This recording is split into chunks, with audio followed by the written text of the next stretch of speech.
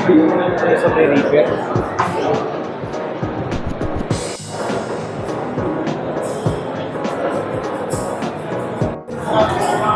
Hi, hello, this is Charlie Jose and you're watching again another episode of AFSIM Charlie. Nandito po tayo sa SM Fairview at check mo po natin yung mga prices ng Anker, no? Kanilang mga chargers and other audio products. So what are we waiting for? Let's go and check out Anker. Okay guys, nandito tayo sa Anker, no? Sa kiosk nila dito sa SM Fairview at check natin tong nasa harap natin ngayon. Ito po yung Anker Solix C300DC. Ayan po yung itsura niya. Yan, may handle.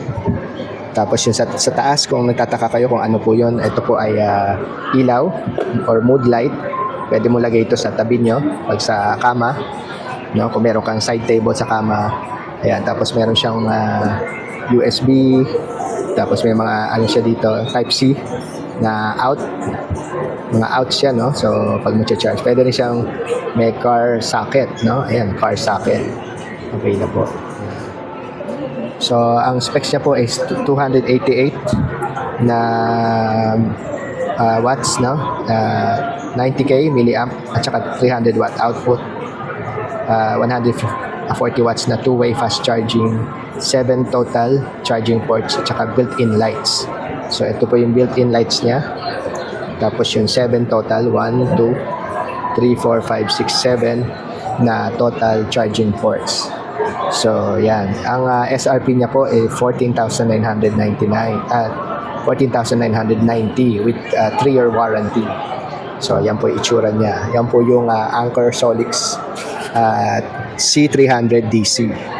Okay, tapos meron naman dito Anker Nano travel adapter para sa mga bumabiyahe. 20 watts po siya, 5-in-1 charge devices. Ang ano lang po niya, SRP is 1,595, 18 months warranty. So ito po itsura niya. Yan. So yung mga pumupunta sa hotel o sa iba yung saksakan. So makakatulong po ito sa inyo pag bumabiyahe kayo sa abroad. Okay, ang katabi naman niya yun na Anker Nano Charging Station, 7-in-1, 100 watts. Meron siyang 100 watts na USB-C port. May 7-in-1 multi-port charging, real-time time power display, active cooling. No? Ang SRP niya po is 5,995 with 18 months warranty. So ito po yung itsura niya. Ayan po yung display. Tapos ayan. Tapos may USB-C siya, pang charging back to back, no? Tapos yung meron din yung USB-A at saka USB-C na in or out. Okay. So yan po yung Anker Nano Charging Station. Ito naman, may maliit naman Anker charger with smart display. 1,595 lang naman, 45 watts intelligent charging. So ito po yung itsura niya, cute maliit. Yun. Tapos mayroon siyang USB-C sa taas. Yan. Tapos ano siya, US flat. Yan. So Anker charger with smart display, 1,595 with 12 months warranty. Sa tabi naman niya is yung Anker charger with smart display, 3,195, 100 watts output na, no? Meron siyang 100 watts na output. So ito po yung itsura niya. Yan. So, yan. 100 watts na output. So, ang SRP lang niya 3,195.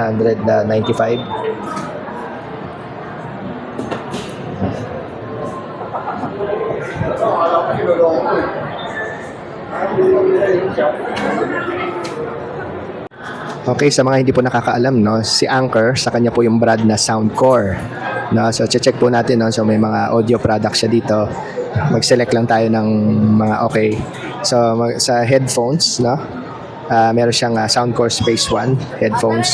Ang cost niya, ang SRP niya is 5,250. Tapos meron naman siyang Soundcore Q20i headphones. Ang SRP niya is 2,295. Ito po itsura niya. Ayan.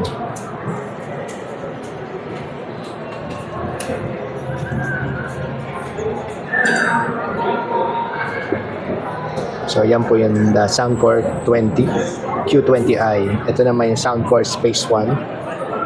Check po natin yung itsura. Nice, no? Parang classic yung design.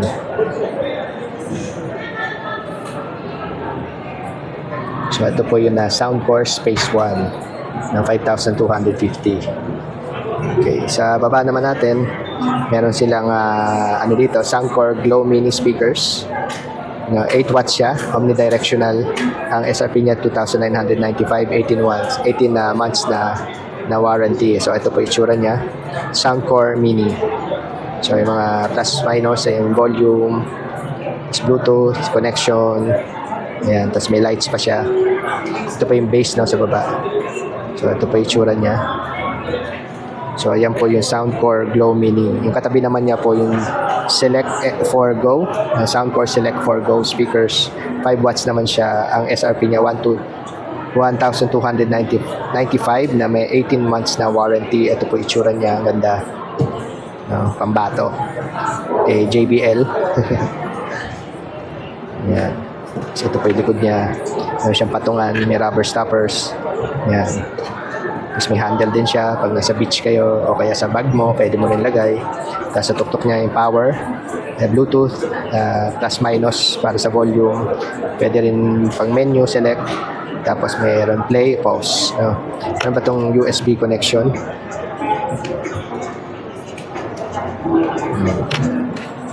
So ayan po yung Soundcore Select 4 Go. Tapos may mga iba-iba tayo doon, yung mga earphones in-ear, 7,495. May 40 hours playtime, adaptive ANC 3.0, Soundcore Liberty 4 Pro. So yan po itsura niya. Yan. 7,495 ang kanyang SRP. Ang susunod naman, yung Soundcore R501, 1,495 na SRP. Tapos may 45 hours na playtime, 2-in-1 charging, close and withstand. Okay. So check natin. So ayan po yung itsura ng R50i NC Soundcore na earphones. Okay, so ibig sabihin pwede ka mag-charge dito rin sa kanyang casing. Okay. Tapos sa susunod naman natin ay ang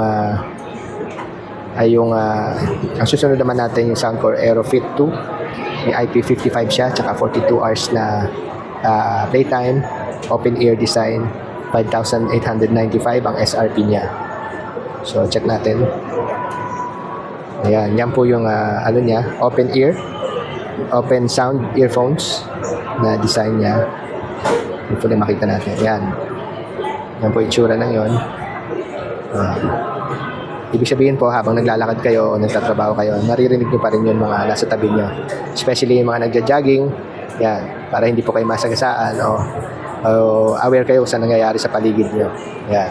Yan po yung purpose ng open sound earphones. So ito po yung Soundcore Aerofit 2. Ang SRP niya 5,895. Yan.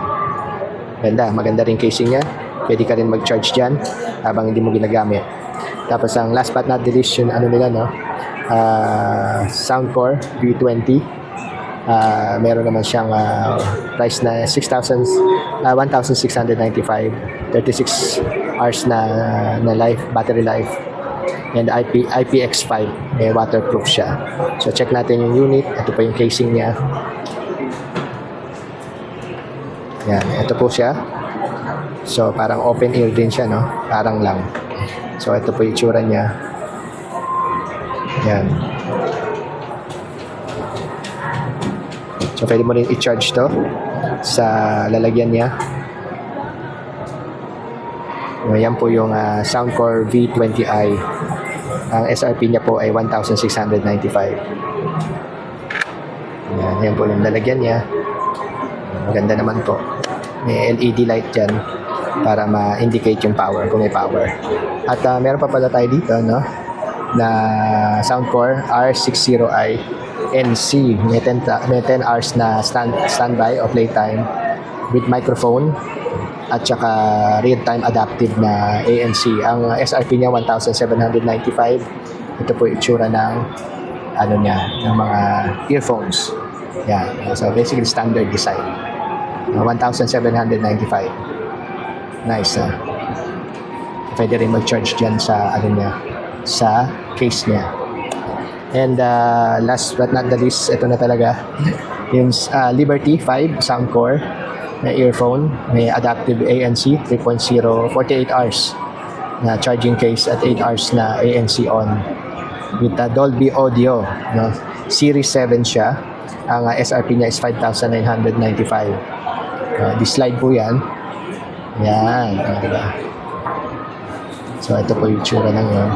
Yan po yung Liberty 5 ng Soundcore ng Anker. Okay.